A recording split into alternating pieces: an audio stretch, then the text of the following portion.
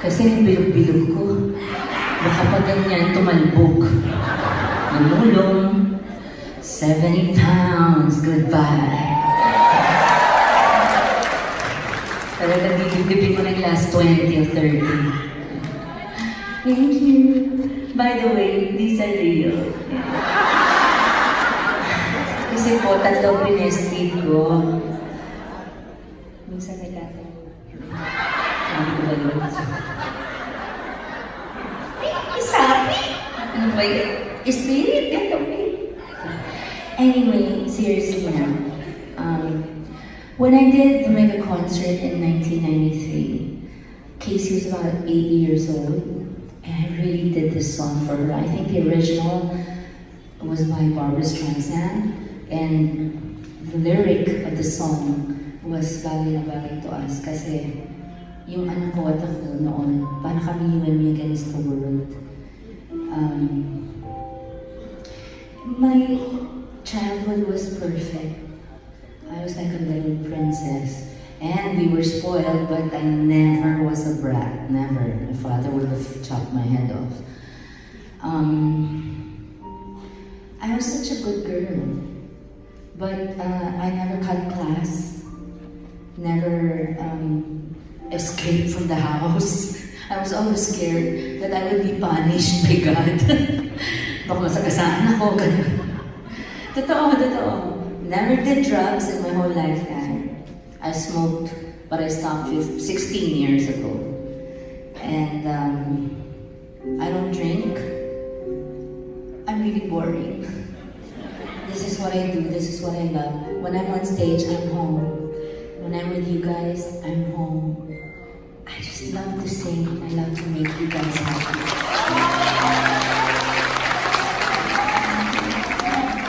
And then, I thought,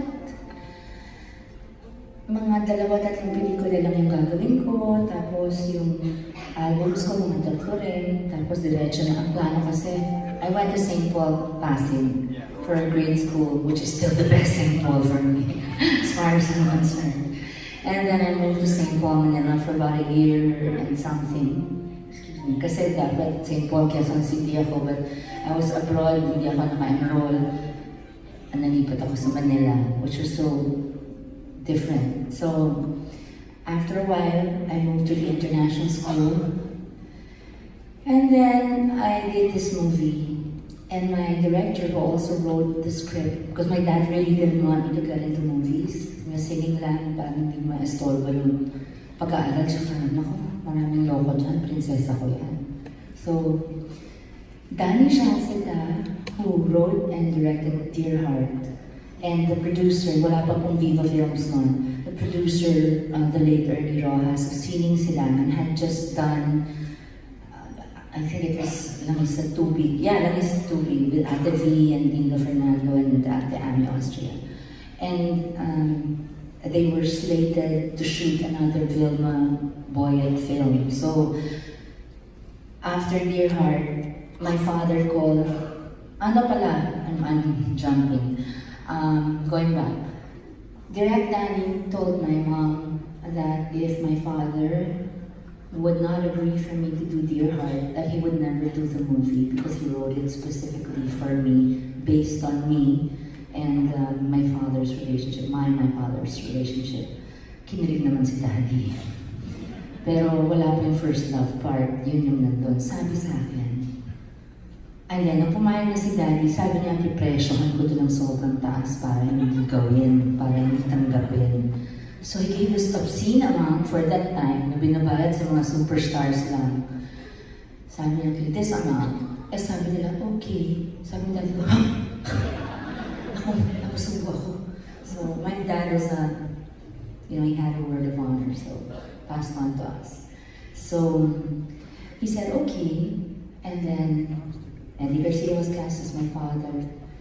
Later on became my mentor and director of about 7 movies, and I feel bad for the new generation of actors because Eddie Garcia doesn't direct anymore. And Sharon Cuneta has left us already. So, anyway, who do you want to be your leading man?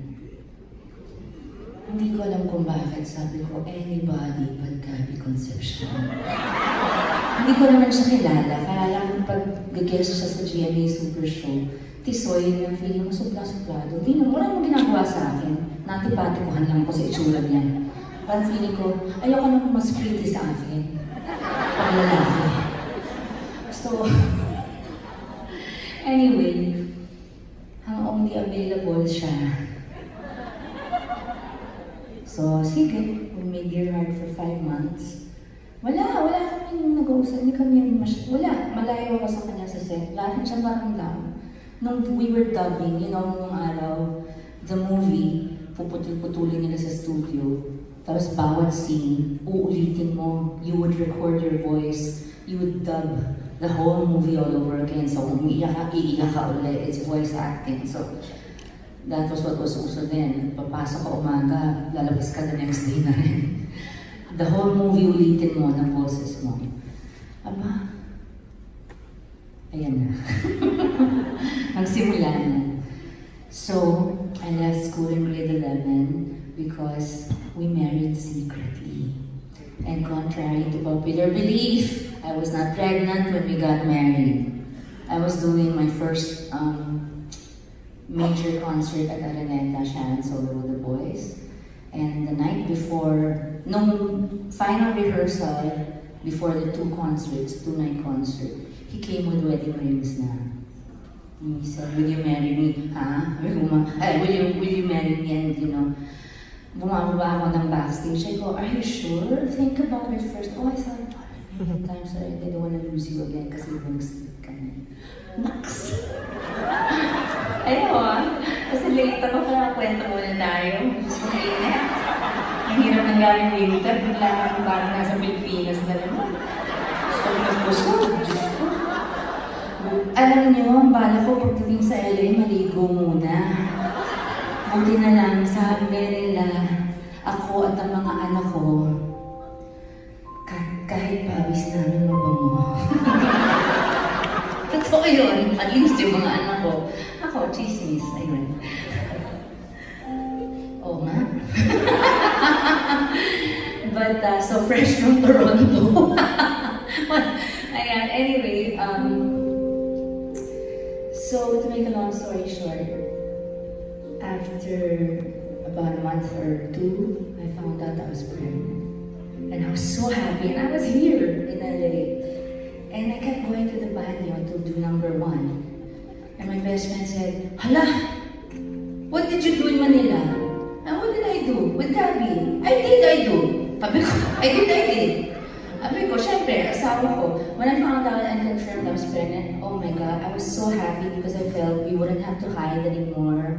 We could get married in church and finally we could live together. Because my fear was that if my dad found out, he might have a heart attack.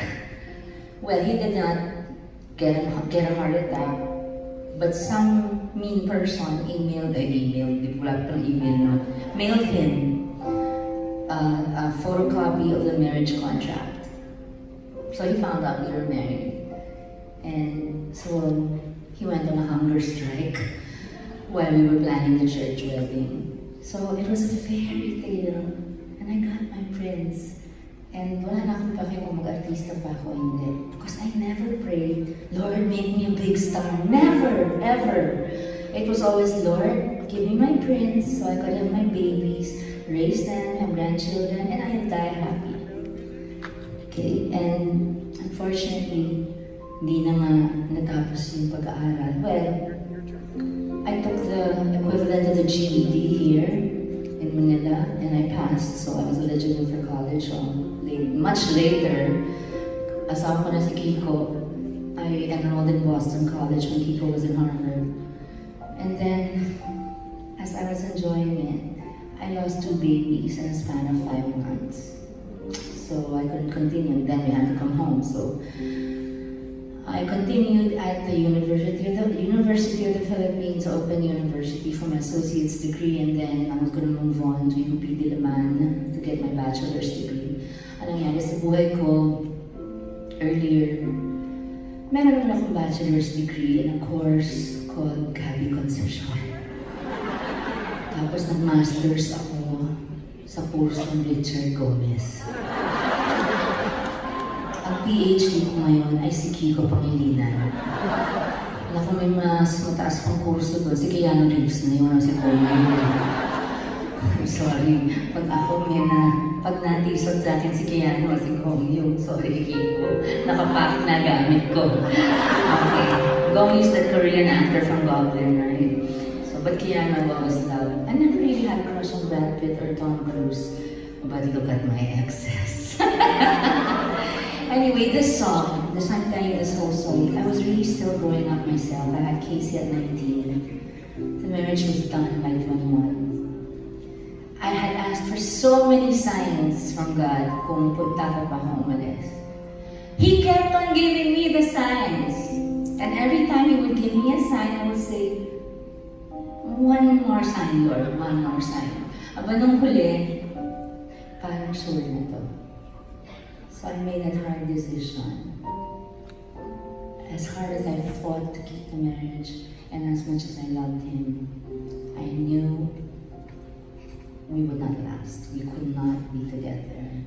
And so I brought my little 2.5-year-old daughter with me. We rented a condo. I didn't have any money. We had very happy kami noong araw na nagbata pa kami. Wala pa kami masyadong ipon. We were so proud of the house we built.